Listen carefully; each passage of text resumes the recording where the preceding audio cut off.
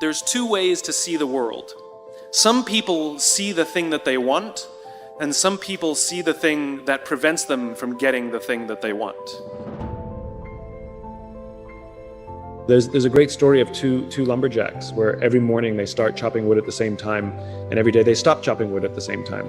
And every day one of the lumberjacks disappears for about an hour in the middle of the day, and every day he chops more wood than the other guy. And this goes on for months. And eventually the one who works all day, he says, I don't understand. Every day we start at the same time. Every day we stop at the same time. Every day you disappear for about an hour in the middle of the day, and every day you chop more wood than me. Where do you go for that hour? And the other lumberjack looks up and goes, oh, I'll go home and sharpen my axe. You know, that if you take an infinite mindset, it's not about how much you can get done each day. It's how much you can get done over the course of a career or over the course of a lifetime. And you got to take vacations, which means you turn off your email and you turn off your phone and you do not connect to the office. You know, go sharpen your axe. I have 5 little rules that you can follow as you find your spark and bring your spark to life. The first is to go after the things that you want. Let me tell you a story. So a friend of mine and I, we went for a run in Central Park. The Roadrunners organization, on the weekends, they host races. And it's very common at the end of the race, they'll have a sponsor who will give away something, apples or bagels or something. And on this particular day, when we got to the end of the run, there were some free bagels. And they had picnic tables set up, and on one side was a group of volunteers. On the table were boxes of bagels, and on the other side was a long line of runners waiting to get their free bagel. So I said to my friend, let's get a bagel. And he looked at me and said, the line's too long. And I said, free bagel. And he said, I don't want to wait in line. And I was like, free bagel. And he says, nah, it's too long. And that's when I realized that there's two ways to see the world. Some people see the thing that they want, and some people see the thing that prevents them from getting the thing that they want. I could only see the bagels. He could only see the line.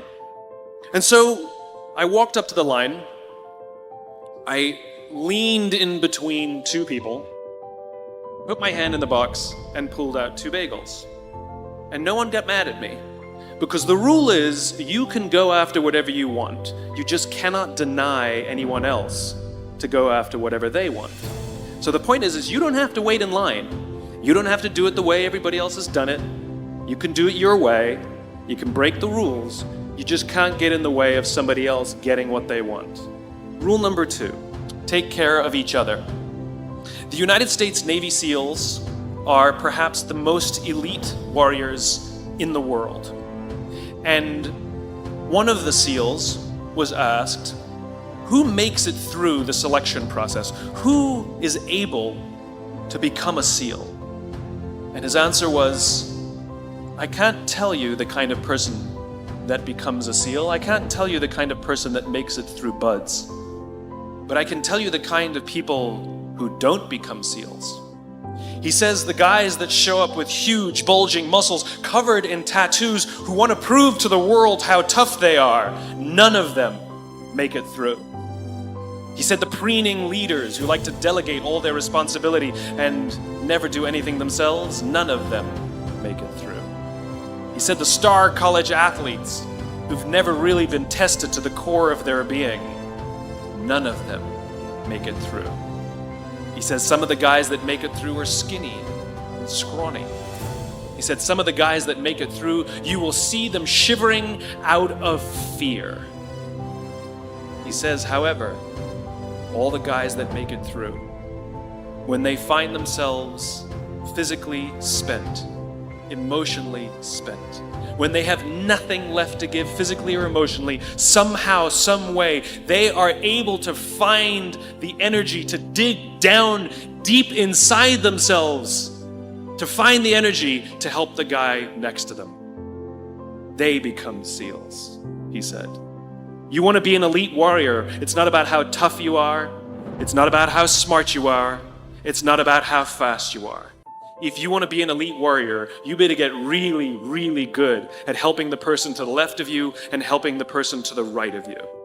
because that's how people advance in the world. The world is too dangerous and the world is too difficult for you to think that you can do these things alone. If you find your spark, I commend you. Now, who are you going to ask for help, and when are you going to accept help when it's offered? Learn that skill. Learn by practicing helping each other. It'll be the single most valuable thing you ever learn in your entire life. To accept help when it's offered and to ask for it when you know that you can't do it. The amazing thing is, when you learn to ask for help, you'll discover that there are people all around you who've always wanted to help you. They just didn't think you needed it because you kept pretending that you had everything under control. And the minute you say, I don't know what I'm doing, I'm stuck, I'm scared, I don't think I can do this, you will find that lots of people who love you will rush in and take care of you.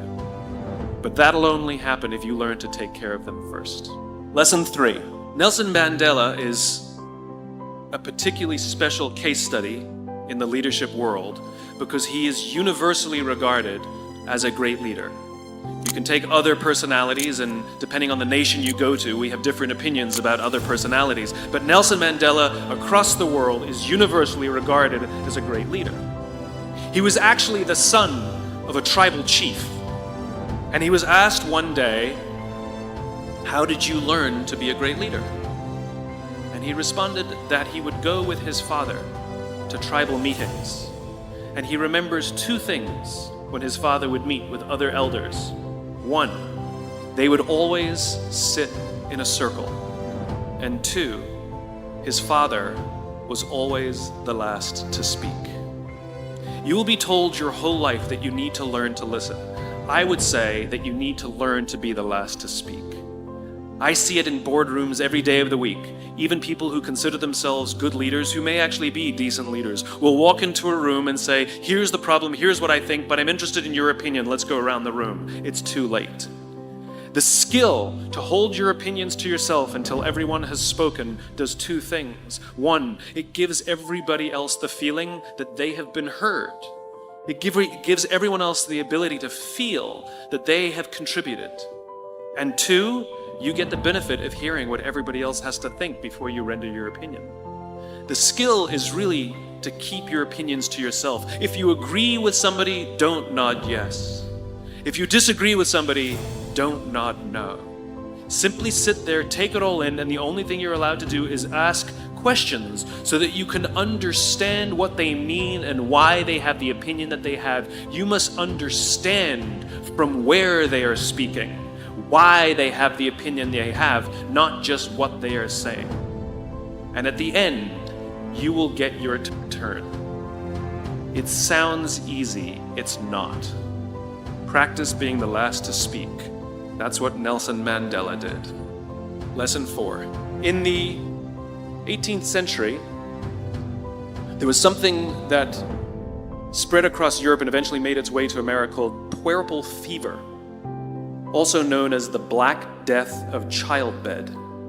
Basically what was happening is women were giving birth and they would die within 48 hours after giving birth. This Black Death of childbirth was the ravage of Europe, and it got worse and worse and worse over the course of over a century. In some hospitals, it was as high as 70% of women who gave birth who would die as a result of giving birth. But this was the Renaissance.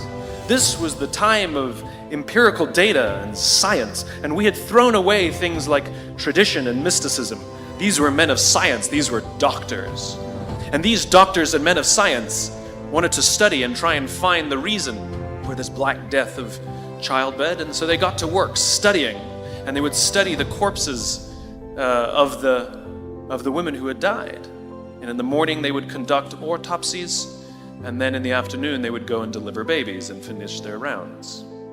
And it wasn't until somewhere in the mid-1800s that Dr. Oliver Wendell Holmes realized that all of these doctors who were conducting autopsies in the morning weren't washing their hands before they delivered babies in the afternoon. And he pointed it out and said, guys, you're the problem. And they ignored him and called him crazy for 30 years. Until finally somebody realized that if they simply washed their hands, it would go away. And that's exactly what happened. When they started sterilizing their instruments and washing their hands, the Black Death of childbed disappeared. The lesson here is sometimes you're the problem. And my point is take accountability for your actions. You can take all the credit in the world for the things that you do right, as long as you also take responsibility for the things you do wrong. It must be a balanced equation. You don't get it one way and not the other. You get to take credit when you also take accountability. I'll tell you a true story. A few months ago, I stayed at the Four Seasons in Las Vegas. It is a wonderful hotel. And the reason it's a wonderful hotel is not because of the fancy beds. Any hotel can go and buy a fancy bed. The reason it's a wonderful hotel is because of the people who work there. If you walk past somebody at the Four Seasons and they say hello to you, you get the feeling that they actually wanted to say hello to you. It's not that somebody told them that you have to say hello to all the customers, say hello to all the guests, right? You actually feel that they care. Now, in their lobby, they have a coffee stand. And one afternoon, I went to buy a cup of coffee, and there was a barista by the name of Noah who was serving me. Noah was fantastic. He was friendly and fun, and he was engaging with me, and I had so much fun buying a cup of coffee, I actually think I gave 100% tip, right? He was wonderful.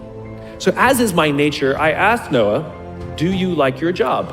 And without skipping a beat, Noah says, I love my job.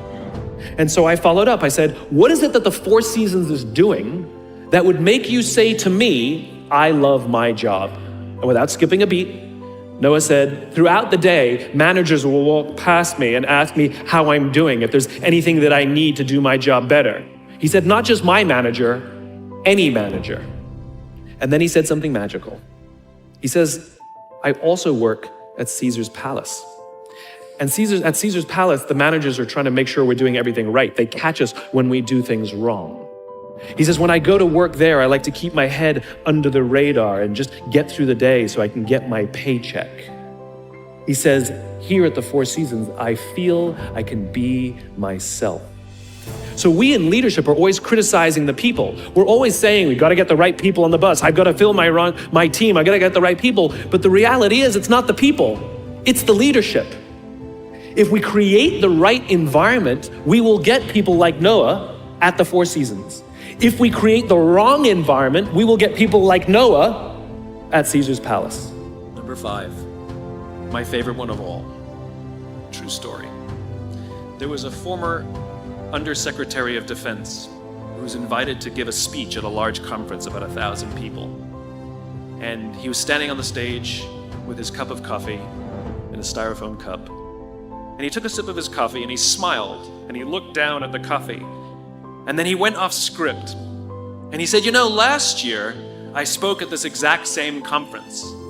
Last year I was still the undersecretary. And when I spoke here last year, they flew me here business class. And when I arrived at the airport, there was somebody waiting for me to take me to my hotel. And they took me to my hotel and they had already checked me in and they just took me up to my room. And the next morning I came downstairs and there was someone waiting in the lobby to greet me, and they drove me to this here same venue and handed me a cup of coffee in a beautiful ceramic cup. He says, I'm no longer the undersecretary. I flew here coach. I took a taxi to my hotel and I checked myself in. When I came down the lobby this morning, I took another taxi to this venue.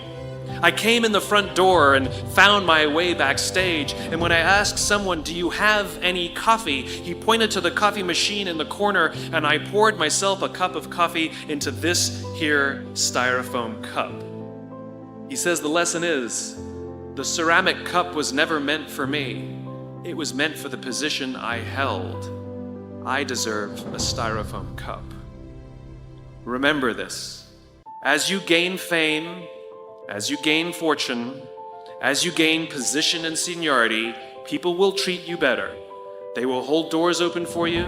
They will get you a cup of tea and coffee without you even asking. They will call you sir and ma'am, and they will give you stuff. None of that stuff is meant for you. That stuff is meant for the position you hold. It is meant for the level that you have achieved of leader, or success or whatever you want to call it, but you will always deserve a styrofoam cup. Remember that. Remember that lesson of humility and gratitude. You can accept all the free stuff. You can accept all the perks. Absolutely, you can enjoy them. But just be grateful for them and know that they're not for you.